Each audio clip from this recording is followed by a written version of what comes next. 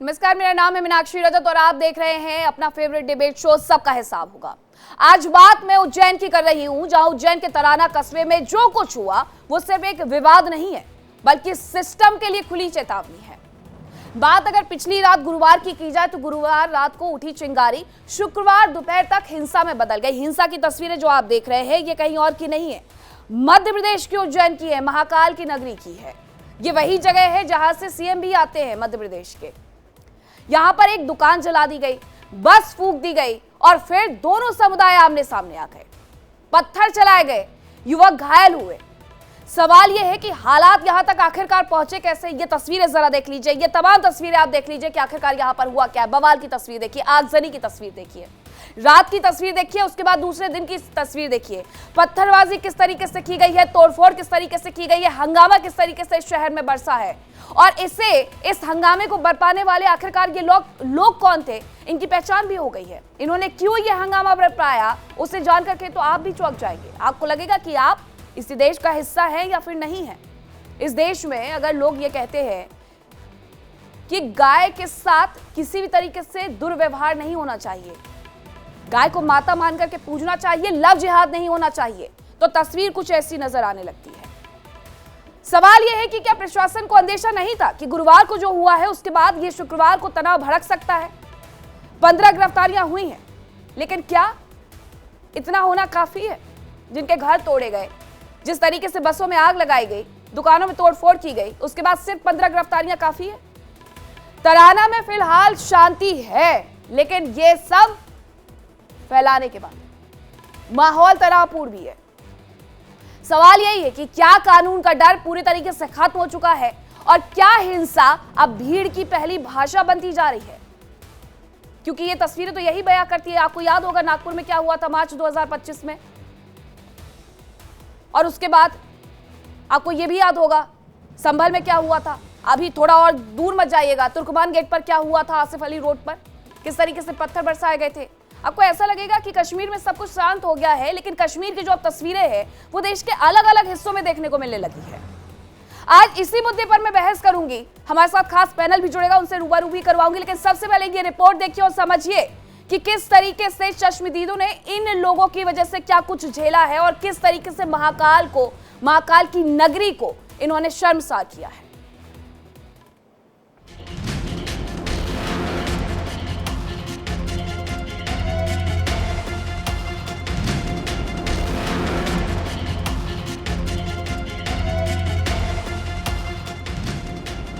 महादेव की नगरी उज्जैन का तराना, एक शांत कस्बा जो गुरुवार रात अचानक सुलग उठा और शुक्रवार दोपहर तक आग, पत्थर और डर की तस्वीरों में बदल गया। शुरुआत हुई एक युवक से मारपीट की वारदात से।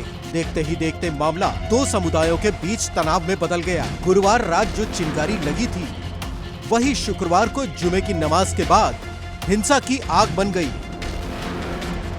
हालात उस वक्त बेकाबू हो गए जब उपद्रवियों ने एक दुकान में आग लगा दी और बस को फूंक दिया। आगजनी के बाद इलाके में पथराव शुरू हुआ, जिसमें एक युवक घायल हो गया। हिंसा का दायरा यहीं नहीं रुका।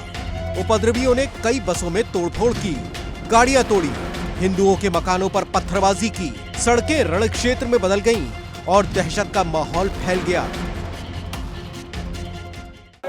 25 जन इधर से आए नहीं, उठा के ना तलवार हाथ में उनके मारा खोटी चालू करके उनके बच्चे सब गिर पड़े बेचारे। वो लोग आए और सब फोड़ा फोड़ी करके गए, सरिये से, डंडे से पत्थर फेंक के गए हमारे घरों में, ऊपर तक पत्थर फेंके, तीसरी मंजिल। क्या कहेंगे पूरी हुआ क्या खड़े थे साहब, तो एक बंदे आए 40 जने वो तोड़ करने लग गए, वो पत्थर फेंक रहे थे। पुलिस ने अब तक 15 लोगों को गिरफ्तार किया है, लेकिन सवाल अब भी कायम है कि क्या तराना की फिजाओं में पसरा तनाव फिर से शांति में बदलेगा। इस हिंसा को लेकर देश भर में उबाल है। हिंदू धर्मगुरु और मुस्लिम स्कॉलर ने एक सुर में उपद्रवियों पर कार्रवाई और लोगों से शांति बनाए रखने की अपील की है। यह सब एक सोची समझी साजिश थी और नमाज के बाद, आज शुक्रवार की नमाज के बाद इस हिंसा ने और भी ज्यादा गंभीर रूप धारण कर लिया। सरकार को इस बात के विषय में सोचना चाहिए कि इन दंगाइयों का इलाज उससे भी ज्यादा बेहतर तरीके से करें, जैसे हमारे योगी उत्तर प्रदेश में करते हैं। इस पर तत्काल रोक लगनी चाहिए और मैं कहना चाहता हूं सभी देशवासियों से कि आप सब्र से काम लें और जो है इसको सब्र की जरूरत है। और कोई भी अगर इस तरह की बात, उकसावे की बात और कुछ इस तरह के समाज को तोड़ने की बात, नफरत की बात करता है, उसके लिए लड़िए, उसके लिए काम करिए। फिलहाल माहौल संवेदनशील है। प्रशासन ने लोगों से संयम बरतने की अपील की है और भरोसा दिलाया है कि उपद्रवियों को किसी भी कीमत पर बख्शा नहीं जाएगा। तराना से सवाल यही है कि क्या नफरत जीतेगी या अमन की वापसी होगी। Bureau report, India daily.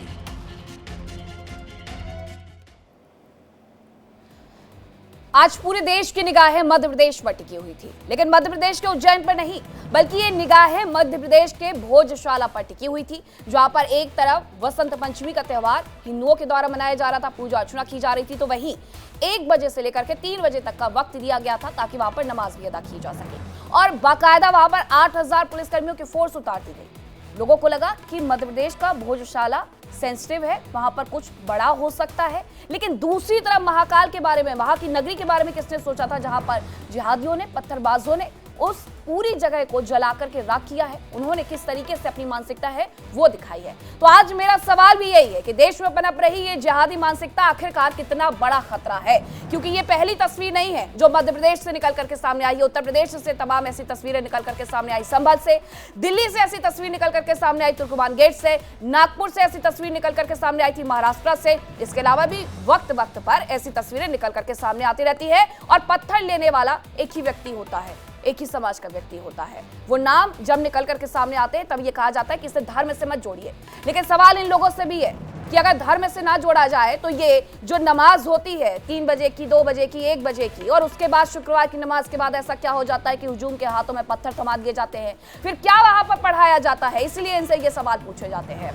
करेंगे चर्चा की शुरुआत। कौन कौन से मेहमान मेरे साथ जुड़ रहे हैं, करवाती हूँ आपका परिचय। मेरे साथ जुड़ रहे हैं डॉक्टर HS रावत, हिंदू धर्मगुरु, अनवर मिर्जा, मुस्लिम स्कॉलर है, रूपेंद्र कुमार दुबे है, नेता है बीजेपी के, आदेश भारद्वाज है, नेता है कांग्रेस के, वकील तनुज दीक्षित, राजनीतिक विश्लेषक है, और विनोद बंसल, प्रवक्ता है VHP। मुक्ता पाठक हमारे साथ जुड़ी हुई हैं, MPCG हेड है। पहले मैं मुक्ता से ही समझना चाहूंगी, मुक्ता क्या हुआ गुरुवार को जिसके बाद शुक्रवार को पूरे नगर की तस्वीर बदल करके रख दी गई है? बिल्कुल, देखिए जैसा आप लगातार पूछ रही हैं कि आखिर ये क्या हो रहा है, सबकी निगाहें जो थी वो बसंत पंचमी था और भोजशाला में धार में था, और उज्जैन पे किसी ने नहीं सोचा। कल एक मामूली सी विवाद ने ऐसा तूल पकड़ लिया। हालांकि आज जो है प्रशासन ने उज्जैन में जो है उस इलाके की पूरी दुकानें बंद करा दी थी एहतियात के तौर पे, लेकिन जो पूरे कार्यकर्ता थे वो तराना, उन्होंने थाने का घेराव कर लिया था, वो उनकी मांगे थी जो थी। लेकिन नमाज के बाद जिस तरह से पत्थर हुआ, एक बस को जला दिया गया, 15 जो बसेस हैं उससे तोड़फोड़ की गई, 10 जो कार हैं उसको भी क्षतिग्रस्त कर दिया गया, लोग वहां पे घायल हुए हैं। तो ये क्या हो गया, ऐसा क्या माहौल बन जाता है? वाकई में ये सोचने का विषय है। जब सबका ध्यान धार में था तब उज्जैन क्यों सुलग पड़ा? ऐसा क्या हो गया? एक विवाद ऐसा जो है टर्न ले लेता है और उसके बाद जो है पत्थरबाजी हो जाती है, लाठीचार्ज हो जाता। हालांकि प्रशासन ने एहतियात के तौर पे दुकानें वहां बंद रखी थी, लेकिन उसके बावजूद जो है पत्थरबाजी हुई और इस तरह का। हालांकि CCTV फुटेज को जो है वो पुलिस जांच कर रही है, 15 लोगों की गिरफ्तारी हुई है, लेकिन अब वाकई में ये एक सवाल सबके मन में है कि ऐसा क्या हुआ, एक छोटा सा विवाद इतना बड़ा जो है रूप ले लेगा, ये किसी ने भी नहीं सोचा था। और अभी की अगर मैं बात करूं तो वहां पर स्थिति क्या बनी हुई है तराना में? देखिए तनाव तो है लेकिन शांति बनी हुई है, क्योंकि अब प्रशासन जो है वहां पे एक चप्पे चप्पे पे नजर रखा हुआ है और CCTV फुटेज खंगाले जा रहे हैं, और जो है लोग भी वहां पे जो है चिन्हित कर लिए गए हैं, क्योंकि एक युवक का जो है वो फुटेज सामने आया जो पत्थर लेके वहां से जा रहा है। तो इस तरह से अब जो है पुलिस पूरे मामले की जांच कर रही है। अब आगे देखिए उसके बाद क्या निकल के आता है, लेकिन इस वक्त देखिए माहौल तो तनाव है, वहां माहौल में तनाव है, लेकिन स्थिति को नियंत्रण में कर लिया गया। ठीक है, नियंत्रण में कर लिया गया है, लेकिन ये कल ही हो जाना चाहिए था जब वहां पर बवाल बरपा था। आज तक का इंतजार नहीं किया जाना चाहिए था। पहले मैं उज्जैन की इनसाइड स्टोरी बताती हूँ कि आखिरकार हुआ क्या था, उसके बाद मैं अपने दर्शकों के पास जाऊंगी। Full frame दिखाइएगा। उज्जैन में बवाल सवाल के आखिरकार वजह क्या रही। बताया ये गया एक व्यक्ति है सोहेल नाम का, जो कि लव जिहाद के मामले को लेकर के सामने आता है। 10 से ज्यादा लव जिहाद के मामले उसने पकड़े हैं। 2 दर्जन से ज्यादा गौ तस्करों को भी सोहेल ने पकड़ा है। वीएचपी के कार्यकर्ताओं को पकड़ करके पीटा गया है। गौ तस्करों को पकड़ना सोहेल को इतना भारी पड़ गया कि उसके खिलाफ लोग सड़कों पर उतर आए। कट्टरपंथियों की आंख में वो खटकने लगा, चुभने लगा। गौरक्षा अभियान से नाराज थे कट्टरपंथी, ये भी बताया गया है लव जिहाद के खिलाफ, क्योंकि वो बोल रहा था। अब इसी मुद्दे पर करते हैं चर्चा। सबसे पहले मैं पूछती हूँ रुपेंद्र कुमार दुबे आप ही से, बीजेपी की सरकार है, आपके मुखिया वहीं से आते हैं, तो ये बवाल बरपने जैसी स्थिति वहां पर बनी कैसे, जब आपको पता था कि गुरुवार को पहले ही चीजें ऐसी हो चुकी है कि कभी भी 2 पक्ष आमने सामने आ सकते हैं? तो ये सवाल सबसे पहले आप ही की तरफ उठेंगे कि सरकार क्या कर रही थी जब सीएम वहीं से आते हैं? तो देखिए, सभी भाइयों को जय श्री राम, भारत माता की जय। आपका सवाल बिल्कुल जायज है, लेकिन किसके दिमाग में क्या चल रहा है, क्या नहीं चल रहा है, हमें कैसे पता चलेगा? बिल्कुल सही है। हम ये कहते हैं, हम गुजारिश करेंगे, हमारी सरकार है वहां पे, हम अपनी सरकार से गुजारिश करेंगे, जो यूपी में माननीय योगी आदित्यनाथ जी करते हैं, सेम हथियार अपनाओ। उन जितने भी उपद्रवी हैं, अब वहां उज्जैन में हिंसा में तत्कालीन उसमें पाया गया है, सबको खंडित कर दो, उनके घर को बुलडोजर चला दो, उनकी 7 पीढ़ियां भी याद करेगी। यही तो हमारी भारत की समस्या है कि हम लोग उनको अपनाने की कोशिश करते हैं और वो हमसे जो है पत्थर चलाते हैं। हम ये कब तक हम सहते रहेंगे? हिंदुस्तान, भारत की जनता ये कब तक सहती रहेगी? दूसरी बात, अभी हमारे कुछ लोग आ जाएंगे इसमें अपना देने के लिए ज्ञान कि नहीं, आप जो है मुसलमानों पे अत्याचार हो रहा है। साहब, नमाज के बाद ही हिंसा क्यों होती है? ये भारत की जनता पूछना चाहती है। हमारे 100 करोड़ हिंदू भाई हैं इस भारत में, कम से कम ये पूछना चाहते हैं, नमाज के बाद भी आप लोग हिंसा क्यों करते हैं? हम क्या आपके ईद पे सपोर्ट नहीं करते? हम क्या आपके किसी कोई कार्यक्रम होता है इसको सपोर्ट नहीं करते? लेकिन जब आप लोगों की ऐसी बात होती है तो ये लोग नमाज के बाद ही पत्थर क्यों चलाते हैं? मैं अपने वहां के सीएम से गुजारिश करूंगा, आप योगी आदित्यनाथ बनिए और उसी तरह बुलडोजर चलाए, जिससे 7 पुश्ते भी उसमें क्या कहते हैं याद रखें। दूसरी चीज, अगर उसमें हमारे अगर कोई विपक्ष का नेता या कोई भी नेता इन्वॉल्व हो तो उसको जो है खत्म कर दो। गुजारिश का नहीं रुपेंद्र कुमार दुबे, गुजारिश का नहीं, अब ये वक्त है एक्शन लेने का कि जिन लोगों ने महाकाल की नगरी में, तराना में इस तरीके से हरकतें की है, उन लोगों को सबक सिखाया जाना चाहिए। उन लोगों को वो सजा मिलनी चाहिए कि मिसाल बने कि मध्य प्रदेश में इस तरीके के दंगों का कोई स्थान नहीं है, सांप्रदायिक हिंसा का कोई स्थान नहीं है, अगर कोई इसे भड़काने के बारे में सोचता है तो। अनवर मिर्जा बताइए, रुपेंद्र कुमार दुबे पूछ रहे हैं कि जब जब ये जुम्मे की नमाज होती है उसके बाद ये सब कुछ क्यों होता है? मैडम, महादेवों की नगरी है, हमारे महादेव की नगरी है, हम उनको नमन करते हैं। जो हुआ है बहुत दुख दर्द है, हम इस पर गंभीरता से सोचेंगे और जिन लोगों ने ये करा है उन पर सख्ती से कार्रवाई होनी चाहिए, मेरी मांग है। क्योंकि ये महादेव की नगरी है, कोई वहां पर ऐसा नहीं है कि कुछ नहीं हो, लोग वहां पर अमन और शांति के साथ रहते हैं। ये क्यों हुआ? परसों रात या कल रात ये जो चला, उसका जिम्मेदार कौन है? प्रशासन क्यों देर में जागा? सरकार क्यों नहीं कार्रवाई कर पा रही? हमें समझ नहीं आ रहा। भारतीय जनता पार्टी की सरकार होने के बाद इतनी देर प्रशासन को क्यों लगी? जब प्रशासन को पता था कि रात में आपने बताया बजरंग दल के जो जिस भाई का नाम आपने बताया कि उनके साथ कुछ लोगों ने बदतमीजी करी, उनके साथ मार कुटाई करी, उनको अरेस्ट करना चाहिए था, मामले को संभालना चाहिए था, लेकिन मामले को संभाल नहीं पाए। जब जुम्मे की नमाज की तैयारी हुई, जुम्मे की नमाज की बात आपने करी, कोई भी मजहब नहीं सिखाता आपस में बैर रखना, हिंदी है वतन हिंदुस्तान हमारा। हमारी नमाजों में अमन और चैन की जिंदगी सिखाते हैं, ना कि कोई और गलत चीज सिखाते हैं। लेकिन ये शरारती तत्व कहां से आ रहे हैं, कौन पत्थरबाज है? हमें खुद इस अनवर मिर्जा, शरारती तत्व नहीं, जिम्मेदारी के साथ बयान दीजिए। ये कोई पहली तस्वीर नहीं है जो नमाज के बाद की, और खासकर जुम्मे की नमाज के बाद की निकली है। आपको याद होगा मार्च में 2025 में नागपुर में क्या हुआ था, वहां पर भी क्या हुआ? फिर मुझे ये बताइए, शुक्रवार की नमाज हुई और उसके बाद क्यों लोग पत्थर लेकर के आ गए? आखिरकार अंदर नमाज होने के वक्त पर सिखाया क्या जाता है इन लोगों को?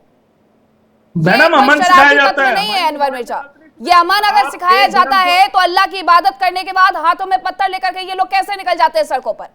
ऐसे नहीं जोड़ेंगी आप, इबादत को झगड़े से नहीं जोड़ेंगी। मस्जिदों में आपके कैमरे होते हैं, आपके प्रशासन के लोग वहां पर होते हैं, पुलिस के लोग वहां पर होते हैं कि हमारे मौलवी क्या बता रहे हैं। आप ये ध्यान करके चलिएगा, आपके लोग सब वहां पर सीबीआई ईबीआई सब लगी पड़ी होती है कि मौलवी क्या समझा रहे हैं। आप इस चीज को मत कहिए, आप धर्म से मत जोड़िए किसी चीज को। जो गलत है हम उसको गलत कह रहे हैं, उन पर कार्रवाई होनी चाहिए। हमारे यहाँ मस्जिदों से पत्थर लेके नहीं दिया जाता कि जाइए और किसी के धर्म पे पत्थर जाके मार दीजिए। जो लोग ये कर रहे, प्रशासन क्यों शांत बैठा है? क्यों प्रशासन ने इस पर कार्रवाई नहीं करी? क्यों सरकार इनकी विफल रही है? आप सरकार को दोष नहीं ठहराएंगे?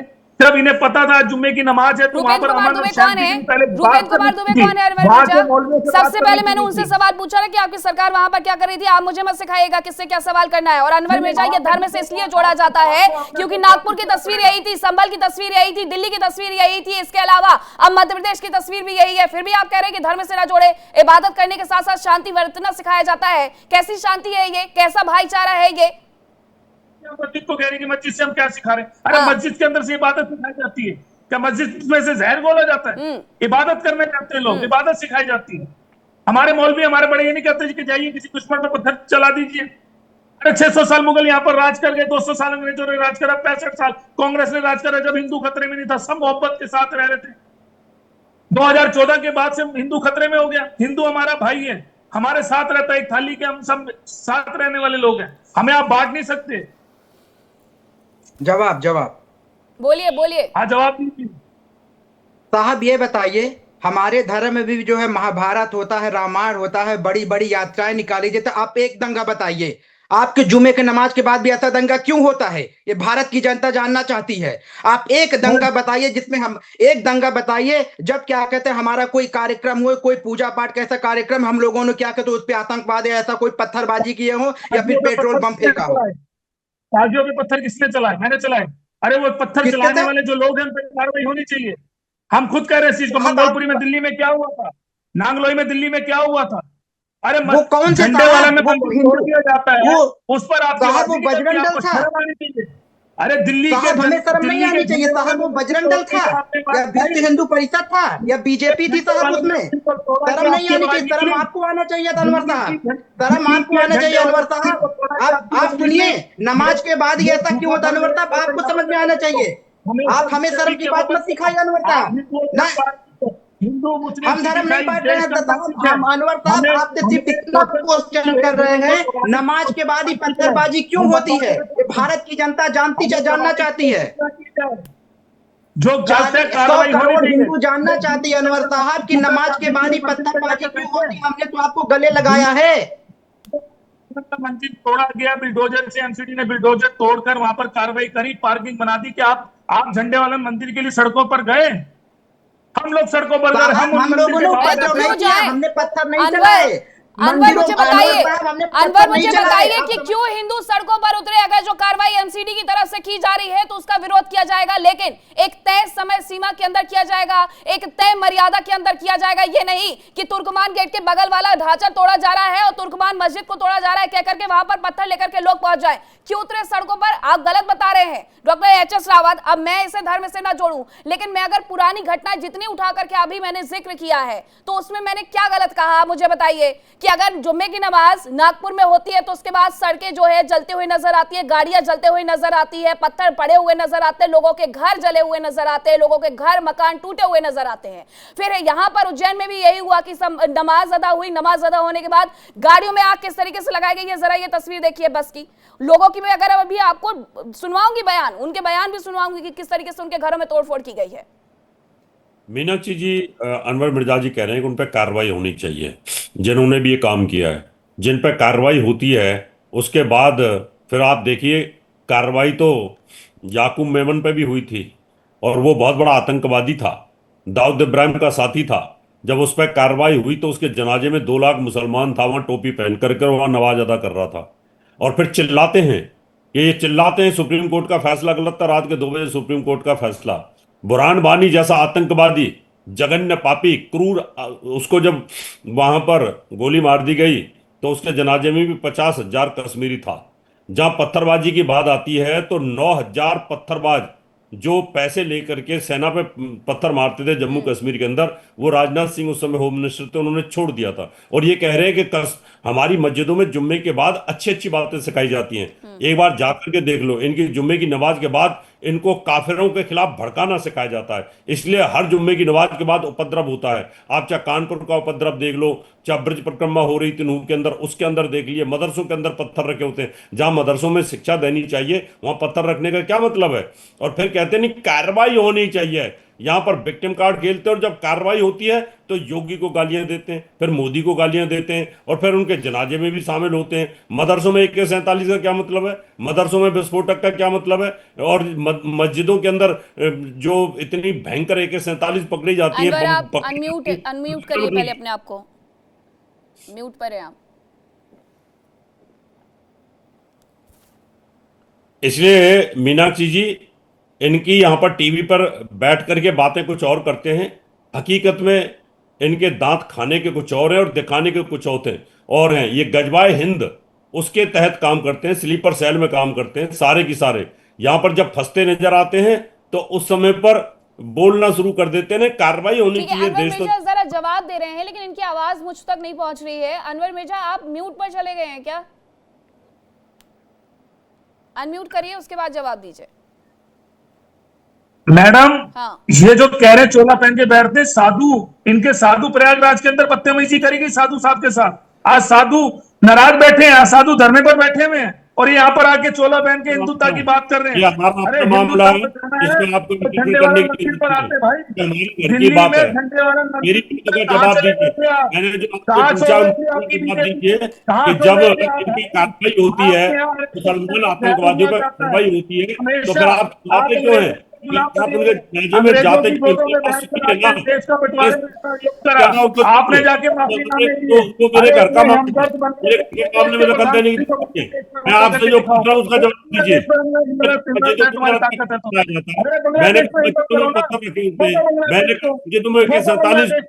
मैंने कहा मस्जिद का जो मौलवी है वो हिंसा से है, वो भड़काता है।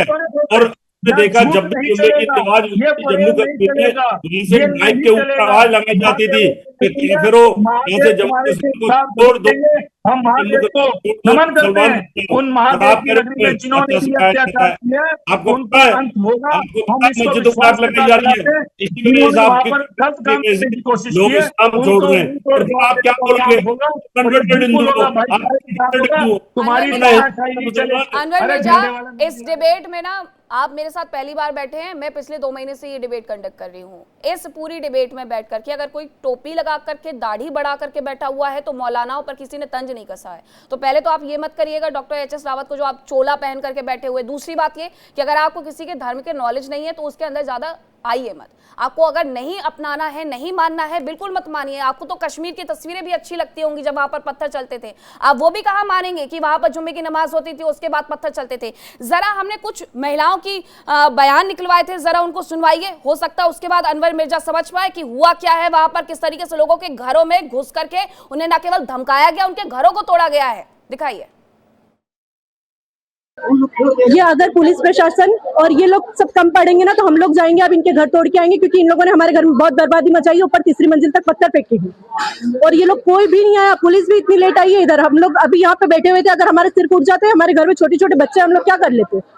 कितने लोग इधर से आए तकिए तरफ से, और उनके सबके पास बहुत सारे सरिये, डंडे और सब कुछ था हाथों में, और इतने स्पीड से आए थे सब लोग कि हम लोग कुछ नहीं कर पाए। ये पत्थर फेंका, हमारी खिड़की के ऊपर कांच फोड़ दिया पूरा, हम बच गए। हम लोग को कोई डरना नहीं था, हमसे सिर फूट गया था हम लोगों। ये मोमेडियन लोग हैं, ये तकिया मोहल्ले के मोमेडियन है।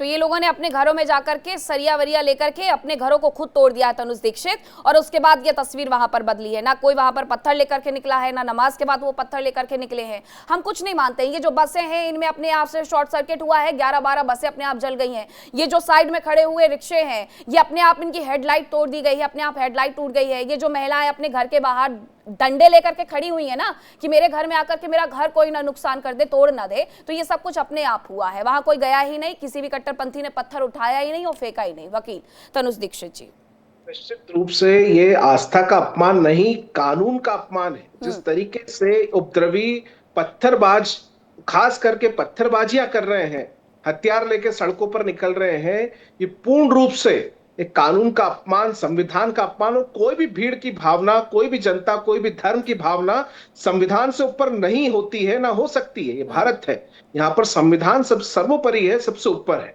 हम एक मुस्लिम स्कॉलर हमारे साथ बैठे हैं, उनको हम सुन रहे हैं। अरे इतना ही बोलना है तो आप बताइए बहराइच में क्या हुआ था गोपाल मिश्रा के साथ में? नूह में क्या हुआ, संभल में क्या हुआ, आप क्या आज क्योंकि सारा प्रशासन का फोकस भोजशाला धार पर था, धार भोजशाला के मामले में था, तो क्या ये उज्जैन से इस तरीके की बातें आएंगी? अरे मैं कहता हूं निश्चित रूप से कड़ी कार्रवाई होनी चाहिए। दंगा भड़काने, घातक हथियार चलाने के लिए 147-48 में कार्रवाई होना चाहिए। 149 में इनको जितने लोग उसके साथ दिया है, वो भीड़ में जो मासूम बने घूम रहे हैं, वो सब के ऊपर कार्रवाई होना चाहिए। आप जनी कर रहे हो सरकारी संपत्ति, सुप्रीम कोर्ट की गाइडलाइन है कि जितनी संपत्ति सार्वजनिक सरकारी संपत्ति का नुकसान होगा, उन सब की भरपाई कंपनसेशन के रूप में उनसे खुद से होनी चाहिए। और इसके लिए विशेष रूप से धाराएं बनी हुई है, सेक्शन 435, 436, उसके अंदर कार्रवाई होनी चाहिए। मैं कहता हूं कि अगर कोई ने आक्रामक हमला किया है तो अटेम्प्ट टू मर्डर का भी चार्जेस लगना चाहिए, कतई नहीं छोड़ना चाहिए। ये मुद्दे केवल राजनीतिक नहीं है, ये मुद्दे केवल राजनीतिक नहीं है, ये मुद्दे जनता के प्रभाव करते हैं, समाज को प्रभावित करते हैं। और इस तरीके के हर वो शख्स जो दंगे को भड़काने का प्रयास करता है, ऐसे हर किसी पर कड़ी से कड़ी क्योंकि अगर ये मेहनत की कमाई लगा करके कोई अपना घर बनाए, इसमें कोई हिंदू मुसलमान नहीं होता है, इसमें वो सब तमाम तबके के लोग आते हैं जिन्होंने मेहनत की कमाई से पाई जोड़ करके अपने घर बनाए, उनके घर उपद्रवियों ने आकर के तोड़ दिए। अब उसमें जिसके जिसके घर तोड़े गए हैं, जिसको जिसको नुकसान हुआ है, उन सबके लिए ये भरपाई होनी चाहिए, आदेश भारद्वाज। लेकिन क्या मध्य प्रदेश में ऐसी स्थिति बनी हुई है? आती हूँ उसके बाद उपेंद्र जी आपके पास। आदेश जी, मध्य प्रदेश में क्या ऐसी स्थिति बनी हुई है कि लोगों के मन में पूरा डर खत्म हो चुका है वहां की पुलिसिया व्यवस्था को लेकर के, या ये जो धार में सब कुछ चल रहा था, सबका फोकस वहां रह गया और उज्जैन में कुछ और हो गया? मीनाक्षी जी, ये दुर्भाग्यपूर्ण है, इस तरह की घटनाएं नहीं होनी चाहिए।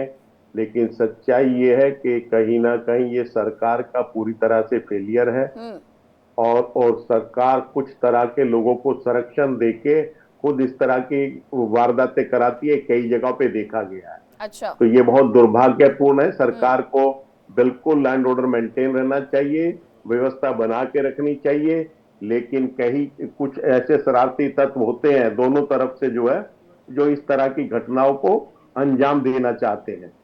तो पूर्व में बहुत सारी घटनाएं हुई, हमें उनसे सीख लेनी चाहिए, और किस तरह से इस ऐसे केसों में झूठे भी मुकदमे लिखे जाते हैं, लोगों को प्रताड़ित भी किया जाता है। तो ये सब दुर्भाग्यपूर्ण है। पिछले कुछ सालों से घटनाएं बहुत बढ़ गई हैं, तो कहीं ना कहीं सरकार को संज्ञान लेने की आवश्यकता है। और ये जो नफरत का सा माहौल देश के अंदर बनाया जा रहा है, देश के अंदर तुष्टीकरण किया जा रहा है, देश के अंदर और बहुत सारे मुद्दे हैं, जवलत मुद्दे, जिनके ऊपर आदेश भारद्वाज, आप तब भी यही कहते थे, कांग्रेस तब भी यही कहती थी, जब कश्मीर में पत्थर चलते थे तब भी आप यही कहते थे कि देश में बहुत सारे मुद्दे हैं जिन पर बात करनी चाहिए, इन मुद्दों पर बातचीत नहीं होनी चाहिए। किसी का घर जल जाए, किसी की संपत्ति जल जाए, किसी की दुकान जल जाए, किसी का मकान टूट जाए, लेकिन हमें उस पर बात नहीं करनी, हमें उस पर चुप रहना है, हम बिल्कुल उस पर कुछ नहीं कहेंगे, है ना? इन मुद्दों पर बातचीत नहीं होनी चाहिए, मुद्दों से भटकाया जा रहा है। ये मुद्दे आम जनता से जुड़े हुए हैं सर, ये मुद्दे भी आम जनता से ही जुड़े हुए हैं, जिन्होंने अपनी पाई से ये पूरी दुकान खड़ी की, जिन्होंने अपने मकान खड़े किए हैं। रूपेंद्र कुमार दुबे, ये क्यों हो रहा है बार बार कि मध्य प्रदेश से ऐसी कुछ बड़ी बड़ी घटनाएं निकल करके सामने आ रही हैं, जिसमें पूरा ये समझ में आता है कि सरकार कहीं ना कहीं बैकफुट पर है, और जो काम करने वाले लोग हैं वो सरकार को डिरेल करने की कोशिश में लगे हुए हैं। महू इंदौर की बात कर लेती हूँ, इंदौर में पिछले दिनों भी क्या हुआ था उसकी भी मैं बात कर लेती हूँ, और इसके साथ साथ आज और कल जो उज्जैन में हुआ है उसकी भी मैं बात कर लेती हूँ। सरकार का डर क्या वहां पर काम करने वाले लोगों में कम हो गया है, वहां की जनता में कम हो गया है? अभी हमारे बड़े भैया कांग्रेस के प्रवक्ता बोल रहे थे कि नहीं, ये सिर्फ दूसरी पक्ष से होते हैं और क्या कहते हैं विपक्ष से होते हैं, एक दूसरे ऊपर गलत इल्जाम लगाया जाता है। मैं बहुत सीधा सा एग्जांपल दूंगा साहब, यही चांदनी चौक में हिंदू धर्म की मंदिर तोड़ी गई थी, आप बता दीजिए कितने हिंदू पत्थर लेके वहां पे चलाने के लिए गए थे, कितने बम फोड़े गए थे। यही तुर्कमान मस्जिद में हुआ, आपको देख लिया क्या आपको नतीजा निकला। दूसरी चीज साहब, आप ये बात करते हैं, क्या कहते हैं हमारे कांग्रेस के प्रवक्ता कि नहीं दूसरे धर्म के लोग भी पक्ष विपक्ष में दोनों होते हैं। आप बताइए साहब, आपने तो क्या कहते हैं हमेशा कश्मीर के मुद्दे पर नहीं बोला। जब यहाँ पे चांदनी चौक में मंदिर तोड़ी गई थी, इतना पुराना मंदिर था, आप आके यहाँ जवाब देते थे साहब, आप भी चले आते, उस पर भी 2 वर्ड माननीय राहुल गांधी जी से ट्वीट करवा देते, नहीं हिंदू भाइयों के साथ गलत हुआ। आपने क्यों नहीं करवाया साहब? अब आप कहते हैं कि नहीं, क्या हिंदू भाई भी पत्थर लेके रोड पे उतर जाए? आप ये चाहते हैं? आप ये चाहते हैं मैं माननीय कांग्रेस के प्रवक्ता साहब से पूछता हूँ हिंदू भाई पे पत्थर लेके उतर जाए? अरे हिंदू तो हमेशा उदार रहा है, हमेशा जो है साथ दिया है मुसलमान भाइयों का, ये हमेशा मुसलमान। आपको मैं बता देता हूँ मीनाक्षी मैम, ये लोग अगर क्या कहते हैं कलाम साहब के जनाजा में इतना लोग नहीं इकट्ठा होते जितना बुरहान वानी और क्या कहते हैं इन सब के जनाजे में इकट्ठा हो जाते हैं। साहब ये कहते हैं नहीं ये भड़काया जाता है। हम आपसे ये पूछते हैं कि अगर भड़काया जाता है तो बुरहान वानी और कि जनाजे में इतने लोग कहाँ से इकट्ठा हो जाते हैं? हजारों को भीड़ कहाँ से आती है? अफजल हम शर्मिंदा हैं, तेरे कातिल जिंदा हैं। हम तो हमेशा भाईचारा की बात करते हैं। आप बताइए हमने मुसलमानों के लिए कब जो है गलत किया है? क्या हिंदू मुसलमान हमने किया है? हाँ, हमने गलत वहां जरूर किया है। अगर क्या कहते हैं मुसलमान उपद्रवी करेंगे, दंगा करेंगे, फसाद करेंगे तो उनके खिलाफ जरूर हम खड़े होंगे, उसमें बख्शा नहीं जाएगा। ये सीधा सा है हमारा जो है वो है। और रही बात क्या कहते हैं, आपने बिल्कुल सही बोला है, जो हमारे उपद्रवी वहां हुए हैं वो उनके खिलाफ कार्रवाई होगी। अब मैं अपने जो है सरकार से गुजारिश करूंगा कि जैसे हमारे उत्तर प्रदेश के माननीय योगी आदित्यनाथ जी कह रहे हैं सेम उसी दायरे में आइए और उनको उपद्रवियों को जब खत्म करिए, उनके घर पे बुलडोजर चले, जिनको साथ पुछते भी ये दंगा करने से सोचें।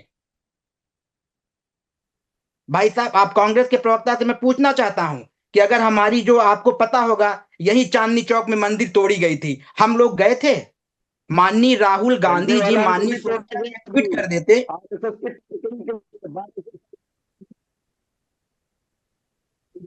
माननीय सोनिया जी राहुल गांधी जी ट्वीट कर देते हिंदू भाइयों के साथ गलत हुआ, मुझे बड़ा अच्छा लगता साहब कि ठीक है आप भी हिंदू भाइयों के साथ खड़े हुए हैं, मुसलमान भाइयों के साथ खड़े हैं। किस तरह से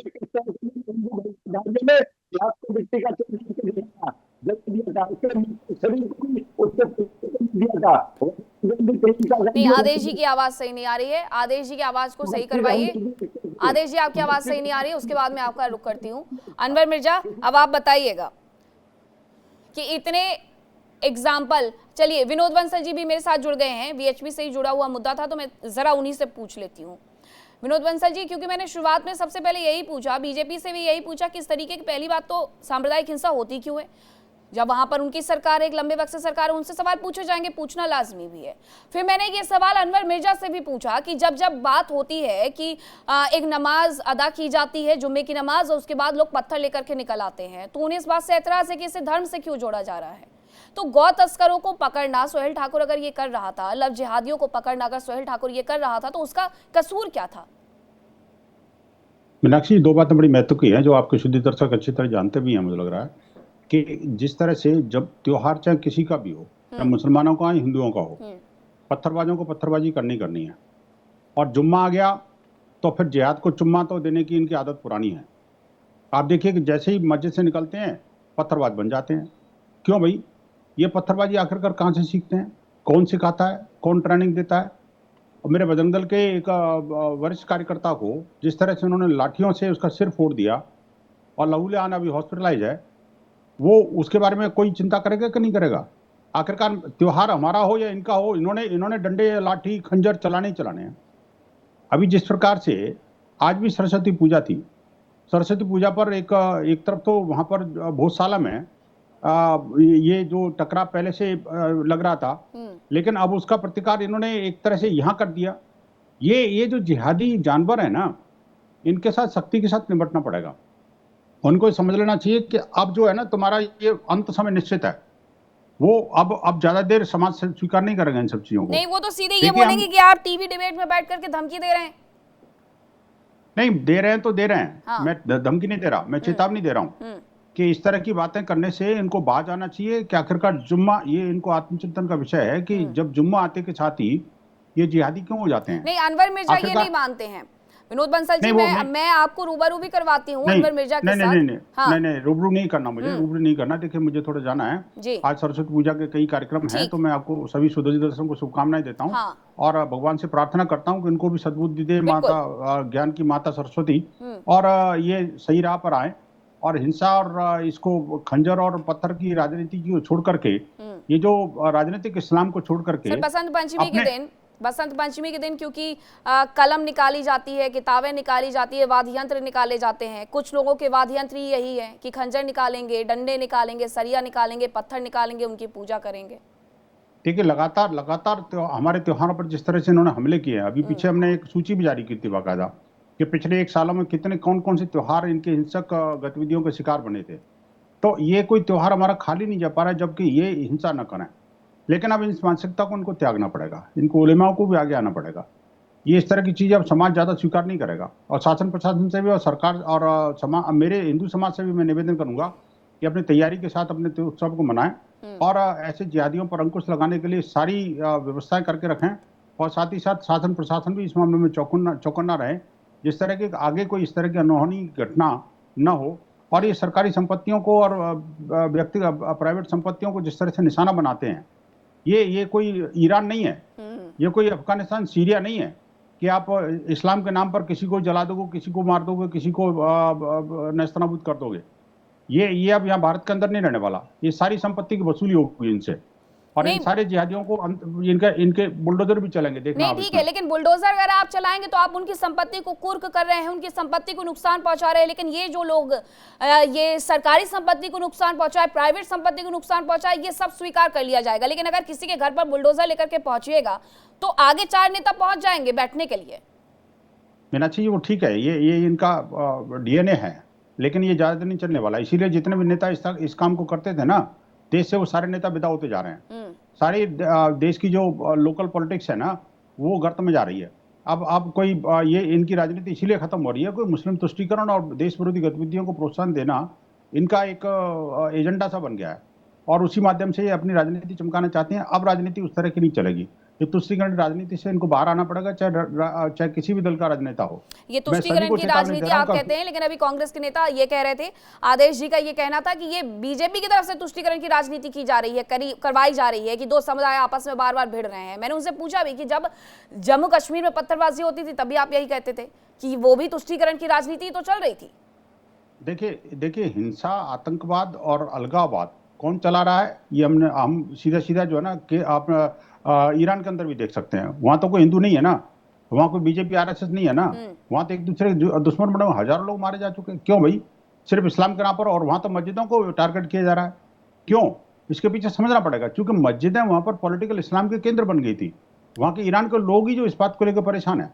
अब आगे आने वाले टाइम में ये जितने भी जिहादी हैं, इनको जिहादी जो मुस्लिम समुदाय मारेगा, इनको समझ लीजिए आप उसको। बिल्कुल, और ये बहुत दूर जाने की जरूरत भी नहीं है। बांग्लादेश में तो जगह जगह पर इस तरीके की चीजें भी मिल रही हैं कि मस्जिद के अंदर विस्फोटक जो है वो बरामद किए जा रहे हैं, उन्हें बनाने वाली सामग्री बरामद की जा रही है। अब मैं जरा अनवर मिर्जा से पूछ लेती हूँ, हमारे और आपके बीच में विनोद बंसल जी, क्योंकि इतनी बातचीत हुई है, वो बिल्कुल सहमत तो नहीं होंगे इन बातों से, लेकिन अनवर मिर्जा से मैं फिर भी इस सवाल का जवाब जरूर लेना चाहूंगी कि आपने सुना विनोद बंसल जी के पास वक्त नहीं था, वक्त की पाबंदी थी, लेकिन अनवर मिर्जा, अब जिन लोगों ने ये कार्रवाई की है ना, उन पर अगर कोई कार्रवाई होगी तो आप लोग आगे आकर के उन्हें रोकेंगे तो नहीं, अगर ये बुलडोजर वाली कार्रवाई वहां पर शुरू हो जाएगी तो? मैडम कहीं भी आके रोकेंगे नहीं। अभी बंसल जी चले गए, मैं बंसल जी से सवाल करता पड़ा, वो जिहादी शोर मचाकर चले गए। अगर इतना ही उनके अंदर दम था तो वो झंडे वाला मंदिर के बाहर जाके क्यों नहीं बैठे? क्यों बैठते? अरे मैं तो अनवर मिर्जा आपसे मैंने कहा क्यों बैठते? मैडम सुन लीजिए, आप मुझे बताइए कि देश में सरकार अगर कुछ कर रही है तो हमें हर चीज के खिलाफ हो जाना चाहिए?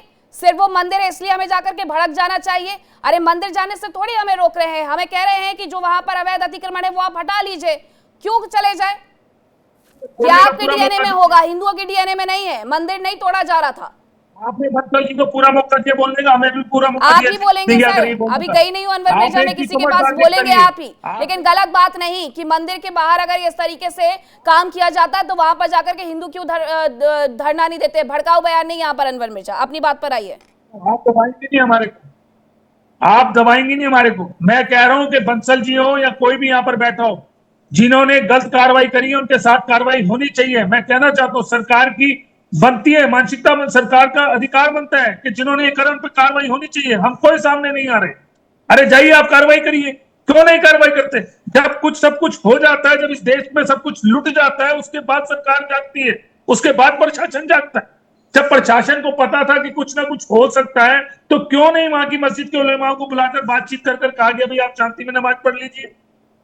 मैडम शोर मचाने से नहीं होगा ना। अगर इतनी ही मोहब्बत है, हम कह रहे हैं ना आपको डंके की चोट पर कह रहे हैं बांग्लादेश के अंदर हमारे हिंदू भाइयों को मारा जा रहा है, आप ठोक दीजिए बांग्लादेश को। क्यों नहीं ठोका जा रहा बांग्लादेश को? अरे आसाम हो कोई भी एरिया हो जहां पर ये हत्या चल रही है, जो भी पत्थरबाज है, हम बार बार कह रहे हैं आपसे, बिल्कुल चैनल की अरे बैठ अभी के आप आपके मुझे चैनल पर उज्जैन मैं के कह रहा हूँ उन मामले पे में बताइए कार्रवाई अनवर होनी चाहिए। मिर्जा, अभी मुझे आप उज्जैन के मामले में बताइए कि अब इनके लोगों पर जिन लोगों ने, जिन दंगाइयों ने, जिन कट्टरपंथियों ने लोगों के घरों को तोड़ा, जिन लोगों ने प्राइवेट और पब्लिक प्रॉपर्टी को नुकसान पहुंचाया है, उन पर बुलडोजर वाली कार्रवाई से आपके आंसू नहीं बहेंगे ना? ये बताइए आप मुझे। कोई आंसू नहीं बह रहे, लेकिन कार्रवाई जेन्युइन होनी चाहिए, जिन्होंने करा उनके ऊपर कार्रवाई होनी चाहिए, फालतू लोगों को, बेगुनाह लोगों पर नहीं होनी चाहिए। वो बीजेपी के प्रवक्ता भाग गए, मैं उनसे पूछना चाह रहा था, बड़ा चांदी चौक चिल्ला रहे थे। चांदी चौक का जब मंदिर टूटा था, सबसे पहले अगर वहां पर कोई पहुंचे थे तो जयप्रकाश अग्रवाल सांसद जो वहां से वो थे, वो पहुंचे थे, उनकी पब्लिक वहां से पहुंची थी। हम लोग खुद जाकर फतेहपुरी के इमाम साहब बैठे थे, हम लोगों ने खुद जाकर कहा था कि ये जो चांदी चौक का मंदिर टूटा है वो गलत तरीके से टूटा गया है, और जब तक वो मंदिर नहीं बना हम लोग सड़कों पर रहे और मंदिर को बनाकर छोड़ा है। हमारी मानसिकता ऐसी नहीं है कि हम देश के अंदर दहशतगर्दी फैलाने वाले लोगों, अमन और शांति हमारे में सिखाई जाती है। अभी ईरान का शोर मचा रहे थे, अरे ईरान का शोर मचाना बंद करो भाई, बाहर के मुल्कों का वो शोर मचाना बंद करो। जहां हमारे हिंदू भाइयों को मारा जा रहा है, पहले वहां जाकर इंसाफ करो। ईरान के अंदर 10% हिंदू रहते हैं, बता दिए किसी हिंदू भाई को तकलीफ हो रही हो तो मुझे बता दिया आप अपने चैनल के ऊपर बैठ कर बताइए। इनसे पूछिए, इनसे पूछिए वीएचपी वालों से कि किसी भी 10% हिंदू ईरान के अंदर रह रहे हमारे हिंदू भाई, किसी हिंदू भाई को परेशानी, को दिक्कत नहीं है। हाँ, क्योंकि वहां तो मैं आपको बताती हूँ ना, मैं आपको बताती हूँ अनवर मिर्जा, आप ईरान का नाम ले रहे हैं, गए हैं या नहीं गए हैं आप जानिए, लेकिन मैं आपको बता देती हूँ कि वहां पर क्या होता है अनवर मिर्जा। वहां पर अगर आप सड़क के किनारे बैठ करके नमाज पढ़ रहे हैं तो वहीं पर उठा करके फाइन लगा दिया जाता है। अगर आप मक्का मदीना की सड़क ले रहे हैं तो वहां पर हिंदुओं के लिए सड़कें अलग बना दी गई है कि यहाँ से नहीं जाएगा कोई भी जो गैर मुस्लिम है, वो यहाँ से नहीं जाएगा इन सड़कों से। तो आप ये ज्ञान मत दीजिएगा। डॉक्टर HS रावत, अब एक बड़े मुद्दे पर हम अगर चर्चा करें, जो ये कह रहे हैं अनवर मिर्जा कि हम शांति की बात करते हैं, हम अमन पैगाम की बात करते हैं, ये अमन पैगाम मुझे वक्त वक्त पर क्यों देखने को मिल जाता है कि कभी मैं देख लेती हूँ पहलगाम में वो अमन पैगाम, कभी मैं वो देख लेती हूँ यहाँ दिल्ली में लाल किले के सामने देख लेती हूँ। तो ये अमन पैगाम कभी मुझे संभल में दिखाई दे जाता है कि सर्वे की टीम जाती है, उस पर पत्थरबाजी हो जाती है, कभी ये दिल्ली में दंगों में दिखाई दे जाता है, कभी ये नागपुर के दंगों में दिखाई दे जाता है, कभी ये मध्य प्रदेश में दिखाई दे जाता है, कभी ये उत्तर प्रदेश के कानपुर में दिखाई दे जाता है। अरे कितने नामों, कितनी जगहों का जिक्र करूं, जबान थक जाएगी, लेकिन नाम और जगह खत्म नहीं होने के। मीनाक्षी जी, अमन का पैगाम तो इनकी हदीसों में और इनकी कुरान में और इनके इस्लाम में ही नहीं है। इनको सिखाई जाती है बचपन से जिहाद। जब ये मदरसे में पढ़ते हैं तब इनको सिखाया जाता है कि जो काफिर हैं, जो मूर्ति पूजक हैं, ये हमारे सबसे बड़े दुश्मन हैं, इनसे जितना बदला ले सकते हैं आप लीजिए। इसलिए ये कभी प्यार से रह नहीं सकते। इनको जहां जहां भी जिस जिस देश ने शरण दी है उस देश के साथ में इन्होंने बुरा व्यवहार किया। इनको शरण दी इंग्लैंड ने, आज इंग्लैंड की जान की आफत आ रही है। इनको शरण दी फ्रांस ने, वहां पर तन से जुदा के नाम मैं आपको बता देना चाहता हूँ, इतना मोहब्बती हो तो बांग्लादेश को ठुकवाओ, जाके अपने देश के प्रधानमंत्री से कहो कि बांग्लादेश में ठोको। पहले अपने प्रधानमंत्री अनवर मिर्जा, अपने प्रधानमंत्री अनवर मिर्जा, आपने किसी और को प्रधानमंत्री चुना है क्या इस देश में? अपने प्रधानमंत्री, आपने किसी और को प्रधानमंत्री चुन लिया इस देश में? देश के प्रधानमंत्री जब से आए, जब से हिंदू मुसलमान चल रहे हैं, प्रधानमंत्री ने किया है ये जाकर के वहां पर, ये प्रधानमंत्री ने पत्थरबाजी की है वहां पर। अरे अनवर मिर्जा, बोलते वक्त थोड़ा तो ख्याल रखिए। और जब बांग्लादेश की स्थिति के साथ होगा तो आपको बता करके या मुझे पूछ करके नहीं होगा, जब होगा तब होगा, और जब वहां पर सरकार होगी तो उनसे भी बातचीत होगी। अनवर मिर्जा, थोड़ा सा समझ रखिए कि किसी देश की सरकार में वहां पर लोगों का होना जरूरी है। जिस देश में, बांग्लादेश में सरकार ही नहीं है, वहां जाकर के आप किससे बात कर लेंगे, किस में जाकर के चढ़ाई कर देंगे? बकवास की बात करते हैं, अपने प्रधानमंत्री से कहिए आप अलग प्रधानमंत्री बना करके लाएं इस देश में। डॉक्टर HS रावत, जब मैं आपको समझा रहा हूं कि आप ईरान के अंदर जो हुआ, वहां सिर्फ 4000 वहां पर रिफ्यूजी आए थे और 4000 ने पूरा की पूरा इस्लाम कन्वर्ट कर दिया। क्या था पहले? एक की बात है, कन्वर्टेड हो, आप कौन से सऊदी अरब से आए हो? अभी तो कन्वर्टेड हो। कहीं ना कहीं औरंगजेब की वजह से तलवार की दम पे हिंदू बने ना, मुसलमानों ने कुर्बानी दे दी। इतना सबसे ज्यादा इंडिया गेट पर अगर सलमान किसी का नाम लिखे हुए तो मुसलमानों के नाम लिखे हुए हैं। ये अरे बताना चाहता हूं मैं आपको। आप हमेशा यहाँ पर जहर नहीं उगलेंगे, हम सब मिलजुल कर रहते हैं, हम सब एक थाली के अंदर खा रहे थे। जब से आप लोगों ने आए नफरत फैलाने का काम किया, ये नफरत नहीं चलेगी, देश में नफरत नहीं चलेगी। आज इंडिया गेट पे जाके ना बड़ा बड़ा चश्मा ले लीजिए, जो मूर्ति पूजक है उनके खिलाफ कभी प्यार से नहीं रहना, और इसलिए पत्थरबाजी करते हो, हर जगह पत्थरबाजी करते हो, हर जगह कहीं ना कहीं तलवार चलाते हो, कहीं गोली चलाते हो, AK-47 चलाते हो, पूरे देश की नाक में दम कर रखा है आप लोगों ने। आप लोगों के साथ मिलकर मेरे बेकार की बातें करते हो, सजा दीजिए सजा दीजिए सजा दीजिए, जब सजा दी जाती है तो आप आंसू आते हो, फिर बोलते हो विक्टिम कार्ड खेलते हो, फिर बोलते हो हिंदुस्तान के दीक्षित जी से मैं एक सवाल ले लेती हूँ। तनुज जी काफी देर से इंतजार भी कर रहे हैं। तनुज दीक्षित जी, ये वही भाईचारा है कि अगर आप जम्मू कश्मीर में जाकर के बोलेंगे तो आपसे पूछा जाएगा पहले तो जम्मू कश्मीर में, भाई जी इंडियन हो, और अगर आप अब कहेंगे कि हाँ मैं भारतीय हूं तो बात अलग थी। 1990 के दशक में वहां पर रंगीन टीवी रख करके लाल चौक पर यह कह दिया जाता था कि किसी में दम है तो वो वहां से उठा ले, और अब जब वहीं पर जाकर के दिवाली मनाई जा रही है, होली मनाई जा रही है, तो ये भाईचारा नहीं दिख रहा है इनको। इनको वही भाईचारा चाहिए था जब पत्थरबाजी होती रहती थी। इनको अब वो चीजें नहीं दिख रही कि अब हमारी सरकार आएगी, हम जाकर के राम मंदिर को ढहा देंगे, राम मंदिर को गिरा देंगे। ये 13-13, 14-14 साल के बच्चों के मन में जहन में भर दिया है ये जहर, और ये बात करते हैं कि अब किस सरकार ये कर रही है। पिछली सरकार ने क्या किया था फिर? तनुज दीक्षित, देखिए जहां पर पे भी लॉ एंड ऑर्डर इन्फोर्समेंट की बात आती है, वहां ऐसे शब्दों का प्रयोग हमेशा सुनने को मिलेगा। बात सिर्फ लॉ एंड ऑर्डर इन्फोर्समेंट की नहीं है, बात इन पत्थरबाजों की हो रही है, बात उपद्रवियों की हो रही है, बात दंगाइयों की हो रही है। ये बात कोई पर्टिकुलर समाज और जात और उसकी राजनीति करने बैठे ये नहीं सोच रहे हैं कि क्यों ऐसी हरकतें, क्यों बार बार ऐसी हरकतें। अरे इस देश का इतिहास गवाह है कि जब जब भी इस तरीके की पत्थरबाजियां हुई है, चीजें हुई हैं, और अगर त्वरित उनको गिरफ्तारी और त्वरित सजा अगर दी है तो उस जगह पर दोबारा कभी हिंसा नहीं हुई है। इसका उदाहरण मैं देता हूं, चाहे मध्य प्रदेश का खरगोन हो, हिम्मतनगर हो, उज्जैन हो, इसके पहले भी हुआ है। और इसके अलावा भी अगर देश भर में बात करें तो आज संभल है, बहराइच है, कानपुर है, कई ऐसे तमाम देश भर के ऐसे कई प्रदेशों में ऐसे कई नाम है। सबसे महत्वपूर्ण यह है कि जो भी इस तरीके के कानून को हाथ में लेकर के भीड़ में अपने चेहरे को छुपा करके भीड़ का हिस्सा बन करके मासूम बनने की कोशिश करेगा और कार्रवाई जो है दंगाइयों वाली करेगा, हरकतें दंगाइयों वाली करेगा, तो निश्चित रूप से सजा होनी चाहिए, कड़ी से कड़ी होनी चाहिए, और सरकार को मजबूत फैसले लेना चाहिए। जी बिल्कुल। आदेश भारद्वाज जी, बस इतनी सी ही बात है कि जो लोग दंगा कर रहे हैं, जो ये सांप्रदायिक घटनाएं कर रहे हैं, जो समाज का सौहार्द बिगाड़ रहे हैं, उन पर सीधे सीधे कार्रवाई होनी चाहिए। ये भाईचारा तब हुआ करता था, अब नहीं है। ये तब और अब में फंस करके ये जो सामने का वर्तमान है वो कैसे देखेंगे अब? मीनाक्षी जी, जो शरारती तत्व हैं, जो इस तरह की घटना में इन्वॉल्व हैं, उनके साथ सख्त से सख्त कार्रवाई हो। लेकिन मेरा आपके चैनल के माध्यम से अनुरोध है, मैं तो हिंदू हूँ, सनातनी हूँ, लेकिन जो हमारे शंकराचार्य जी का अपमान हो रहा है उसकी भी थोड़ा सी चिंता कर लें। अरे आदेश जी, मीडिया को ज्ञान नहीं चाहिए होता है कि कब खबरें दिखानी है, कब नहीं दिखानी है। हमारे यहाँ 3 दिन से 12 बजे दोपहर को हर दिन यही चल रहा है, एक ही वक्त नहीं चलती हैं चीजें।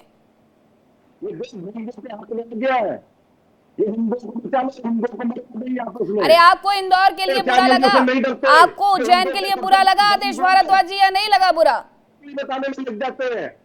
आदेश भारद्वाज जी, उज्जैन के लिए बुरा लग रहा है या नहीं लग रहा है? हाँ, मैं रावत जी का सम्मान करता हूँ, लेकिन कम से कम योगी जी को आदेश भारद्वाज, आप पहले आराम से बोलिए, आपकी आवाज एकदम स्पष्ट नहीं आ रही है। आप बताइए, आपको उज्जैन के लिए बुरा लगा या नहीं लगा? जिन लोगों ने ये सब कुछ किया, उज्जैन को जलाया, उन पर कार्रवाई हो या ना हो?